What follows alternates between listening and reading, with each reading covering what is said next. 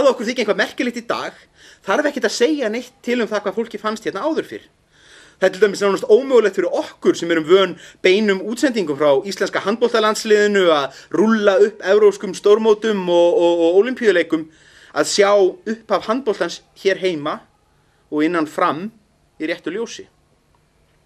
Handbolti var nefnilega í fyrstu grein sem forystumenn íþróttahreyfingarinnar vildu helst banna og ræddu það meira að segja í fullri alvöru. Á 4. áratugnum voru æfingar fótboltamanna nefnilega nokkurn veginn á þessa leið. Menn fóru út að skokka það leyti sem snjóa leysti á vorin. Svo fóru menn að sparka í bolta svona undir lok apríl ef veður leyfði og spiluðu fram á haust. Á veturna þá áttu menn hins vegar að stunda leikfimi innanhús. Það voru svona hálfgerðir fimleikar, menn hoppuðu yfir hesta og voru með kollhnýsa, armbeygjur, viðstöðulaus stökk. Knattspyrnuþjálfarar og stjórnendur félagana höfðu tröllatrú á leikfimi. Einu þjálfararnir sem fengu greitt laun fyrir vinnu sína voru þannig fimleikakennararnir. Sjálfir iðkendurnir, knattspyrnumennirnir, þeir voru ekki eins spenntir. 6 mánuðir af arabastökkum og að standa á höndum var frekar fúll undirbúningur fyrir 4 mánaða keppnistímabil þar sem voru spilaðir kannski 7-8 leikir. Þannig að til að koma til móts við þetta, að þá notuðu fimleikakennararnir aðferð sem allir foreldrar þekkja, en sem reyndar ekki mælt með í uppeldishandbókum. Mútur. Ef þú tekur til í herberginu þínu núna, þá muntu horfa á sjónvarp í 20 mínútur. Ef þið hunskist að mæta á fimleikaæfingarnar og hoppið yfir hest og æfið ykkur á tvíslá, þá megið þið hnoðast í handbolta síðustu 10 mínúturnar. Reynið að brjóta ekki neitt hérna inni. Og þannig byrjaði saga handboltans á Íslandi. Latir fótboltamenn sem nenntu ekki að standa á annarri löpp, létu múta sér, með því að fá að lemja hver annan í nokkrar mínútur í lokin undir því yfirskín að þeir vera að slást bolta. Nema hvað auðvitað vatt þetta upp á sig. Mönnum datt svo í huga að halda mót í þessari skrýtnu íþrótt sem eiginlega engir aðrir spiluðu. Og þá þurfti að fara að æfa sig fyrir mótin og með þeim afleiðingum að leikfiminn ýttist hægt og bítandi út.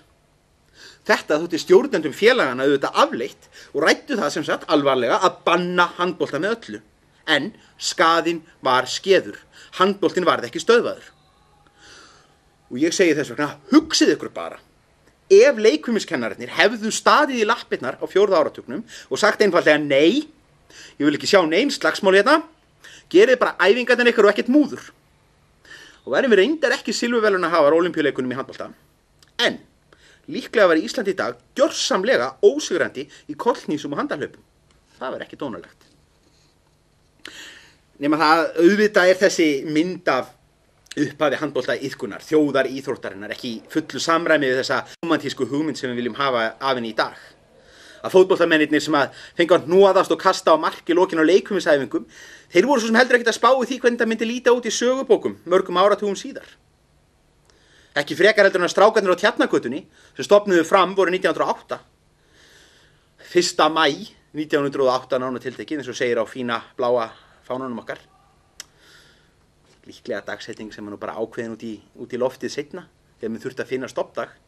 Þessi 12 til 13 ára guttar, þeir voru ekkert að hugsa okkur 102 árum síðar, sem þurfum að rekja alla þessa sögu. Nota bene, 14,7 sekúndur á ári. Þetta var bara hópur leikfélaga. Stofnaði félag utan það eitt að geyma bolta. 3 árum seinna þá voru það sjóaðir að þeir voru teknir með sem fullgildir aðilar þegar átt að reisa íþróttavöllin vestur á Melum. Og síðan, ef við höldum áfram að reka þessa sögu með meðal hraðan 14,7 sekúndur á ári, þá myndum við þurfa að þjóta í gegnum áratugina, rekja það hvernig félagið breyttist úr því að vera bara til, utan að þá 11 leikmenn, kannski 4-5 í viðbót, sem skipuðu keppnisliðið, yfir í að vera félag sem hélt út í yngri flokkum og fóru að eignast hverfi, fyrst örfáar götur rétt út frá Njálsgötu, Grettisgötu og síðan svona víðar Austurbæinn. Félag sem að samþykkir, reyndar eftir töluvert hik árið 1945 að leyfa konum að gerast félagar. Og fyrir en varði að þá værum við komin upp í Grafarholt með fjölgreina íþróttafélag í yngsta hverfi Reykjavíkur með áætlanir að koma sér upp besta og glæsilegasta íþróttasvæði landsins. Þetta skrifaði ég reyndar 400 sína bók sem kom út í fyrra og var samt sem áður langt frá því að ná utan allt efnið.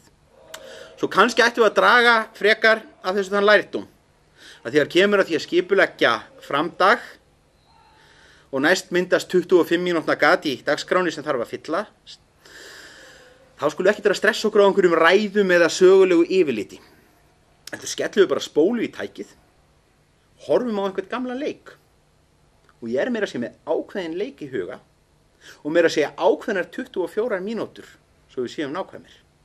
Og þá munum við sjá Viðar Þorkelsson skora sigurmarki gegn Völsurum og við hugsum til vin okkar í Vesturbænum sem voru búnir að ræsa út veitingamannin á Rauða ljóninu til að sjá hvort hann ætti ekki örugglega einhverja kassa með kampavín í kjallaranum.